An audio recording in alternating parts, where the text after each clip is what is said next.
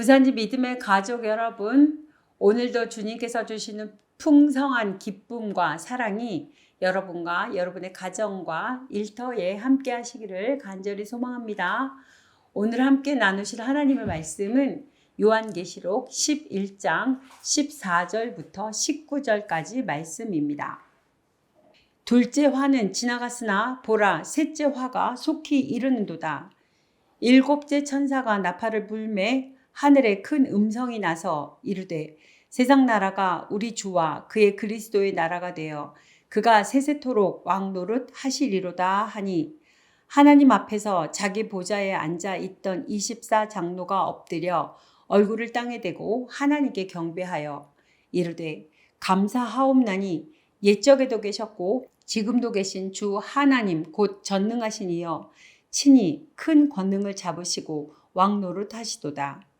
이방들이 분노함에 주의 진노가 내려 죽은 자를 심판하시며 종 선지자들과 성도들과 또 작은 자든지 큰 자든지 주의 이름을 경외하는 자들에게 상 주시며 또 땅을 망하게 하는 자들을 멸망시키실 때로소이다 하더라. 이에 하늘에 있는 하늘의 성전이 열리니 성전 안에 하나님의 언약궤가 보이며 또 번개와 음성들과 우레와 지진과 큰 우박이 있더라. 아멘. 오늘 본문 15절부터 18절은 장차 임할 셋째 화를 앞두고 하나님의 심판과 구원의 완성을 미리 내다보면서 축하하고 경배하는 내용을 담고 있습니다.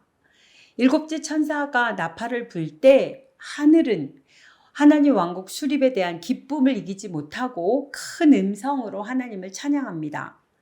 이 큰 음성의 찬양은 앞으로 있을 일곱째 나팔을 통해 이루어질 승리를 축하하는 모든 천사들의 찬양입니다. 이들만 아니라 하나님 앞에 있던 24장로들도 하나님께 엎드려 경배하며 하나님의 전능하심과 크신 권능을 소리 높여 찬양합니다. 여러분, 천사들과 24장로들이 저 감격에 가득 찬 찬송 소리가 들리시나요? 그들이 왜 이토록 큰 소리로 온몸을 던져 찬양을 했을까요? 단순히 비교하기 조금은 어렵지만 다음과 같은 예에서 조금이나마 엿보려 합니다. 2002년으로 거슬러 갈까요?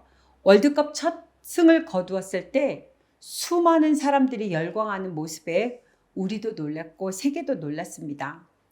축구 선수가 넣은 단 2골이 지역 감정과 정치 싸움 그리고 이기주의로 4분 오열된 나라를 하나로 만들었으며 거리에는 온 국민이 내지른 기쁨의 함성으로 가득했습니다. 왜 우리 국민들이 이렇게 열광했을까요? 그것은 그들의 승리로 얻은 영예가 곧 우리 모두의 영예였기 때문입니다. 또한 오랜 세월 동안 바라고 염원하던 소망이 이루어졌기 때문입니다. 마찬가지입니다. 천사들과 24장로들이 하나님의 승리를 찬양한 것은 하나님의 승리가 곧 천국 전 구성원들과 주를 믿는 구원 얻은 성도들 모두의 승리였기 때문입니다. 그분의 승리로 우리는 감당할 수 없을 만큼 크고 힘 있는 대적 사단에게서 승리를 거둘 수 있었습니다. 어찌 노래하지 않을 수 있겠습니까?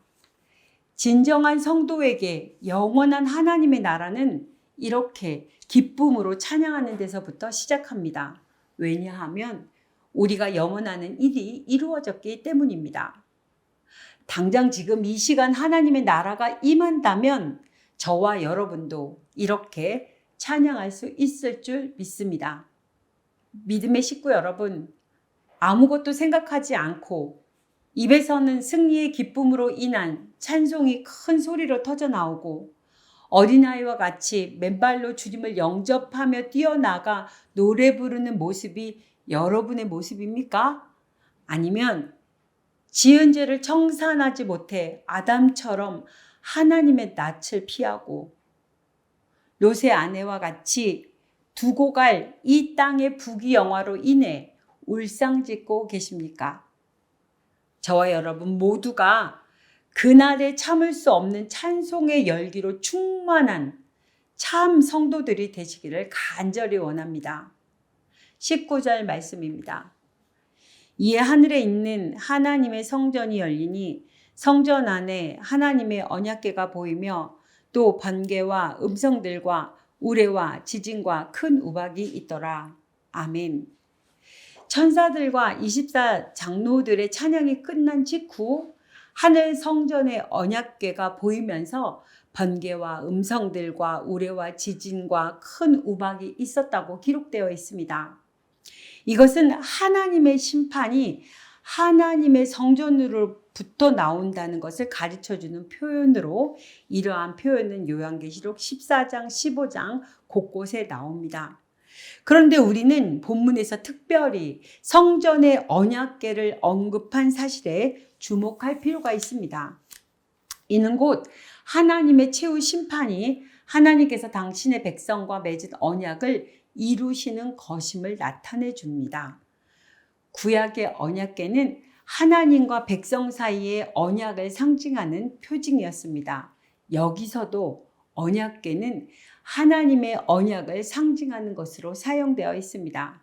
이는 결국 번개와 음성들과 우레와 지진과 큰 우박으로 상징되는 하나님의 심판이 하나님의 언약에 근거한 것임을 말해주는 것입니다. 진실한 재판장은 절대로 자기 마음대로 유무죄를 판단하고 형량을 부과하지 않습니다. 그들은 정해진 절차와 적법한 과정을 거쳐 법을 어긴 사람들에게 합당한 형량을 선고합니다. 마찬가지입니다. 하나님께서도 한순간의 즉흥적인 감정이 아닌 오래전부터 말씀하시고 특별히 당신의 백성들과 하신 약속을 근거로 심판하십니다.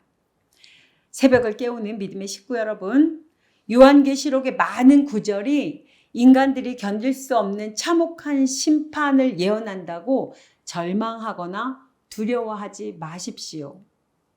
이 모든 것은 하나님께서 약속을 따라 성경을 통해 이미 계시하던 그대로 이루실 것입니다. 심판 안에 항상 언약이 숨쉬고 있습니다. 참 성도들은 요한계시록에 나오는 모든 말씀을 아멘으로 받고 주 예수여 어서 오십시오 라고 응답할 수 있습니다. 또한 이와 같은 주의 심판의 기사를 읽을 때마다 하나님께서 우리에게 하신 약속을 신실하게 지키고 계심을 깨닫고 기뻐할 수 있어야 합니다. 그러므로 여러분, 모든 심판의 때가 가까워질수록 두려워하지 말고 오직 하나님의 약속을 믿고 믿는 자에게 주시겠다고 하신 구원의 소망을 가지고 살아가며 주님의 은혜를 기다려야 합니다. 말씀을 정리합니다. 7째 천사의 나팔이 불리던 그날 비로소 하나님의 최종 심판은 시작될 것입니다. 이러한 하나님의 심판의 날은 사실 참으로 두려운 날이기도 됩니다. 온 세상이 공포로 떨게 될 것입니다. 그러나 우리 성도들은 이 하나님이 최종적인 심판 날을 전혀 두려워할 필요가 없습니다. 왜냐하면 그날은 성도들이 영원히 거하게 될 하나님의 나라가 건설되는 날이요. 하나님은 당신의 언약에 따라 세상을 심판하심으로 당신의 언약 백성인 성도들에게에서는 멸망의 심판이 아니라 영광의 보상을 위한 심판을 하시기 때문입니다. 그러므로 우리는 속히 그날이 도래하기를 소망해야 합니다. 두려움이 아니라 기쁨으로 그날을 기다려야 합니다. 다만 한 가지, 우리는 하나님의 언약 백성으로 그 사실을 입증할 수 있는 삶을 살아야 합니다. 어떤 상황 속에서도 믿음을 지키고 또 하나님의 말씀을 준행하는 삶을 살아야 하는 것입니다. 함께 기도하시겠습니다.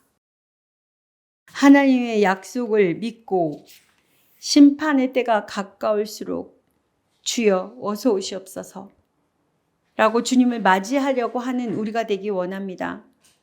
우리에게는 멸망의 심판이 아니라 영광의 보상을 위한 심판임을 믿습니다. 하나님, 남은 우리의 삶이 하나님의 말씀에 준행하여 믿음대로 우리의 삶의 현장을 하나님의 나라로 만들어가며 주님 오시기를 기대하는 삶들을 살 수 있는 우리 모든 식구들이 될 수 있도록 복 내려 주시옵소서. 예수님의 이름으로 기도드립니다. 아멘.